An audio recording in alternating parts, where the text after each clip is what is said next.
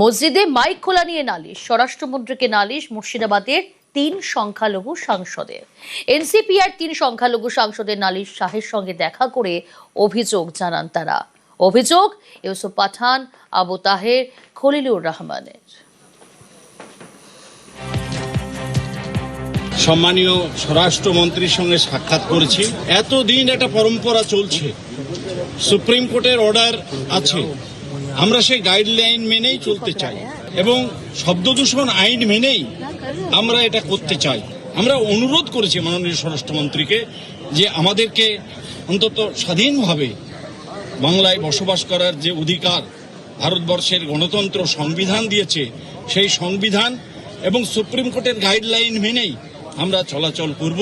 আমাদের কোনো অসুবিধা নেই, আমরা সম্প্রীতির সঙ্গে বসবাস করতে চাই, সেটা করা হোক। দ্বিতীয়ত, এসআইআর আমাদের বড় প্রবলেম। আমার শুধু মুর্শিদাবাদে 5 লক্ষ মানুষের নাম বাদ দেওয়া হয়েছে।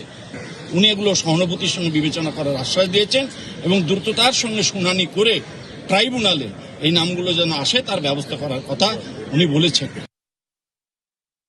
ওনার সঙ্গে দেখা করে ওরা ওদের বক্তব্য বলল, আমি আমার এলাকার কিছু সমস্যার কথা বলেছি এবং টোটালি ওয়েস্ট বেঙ্গলের কিছু ভাবনা আমাদের বা কি করলে ভালো হবে সেগুলো নিয়ে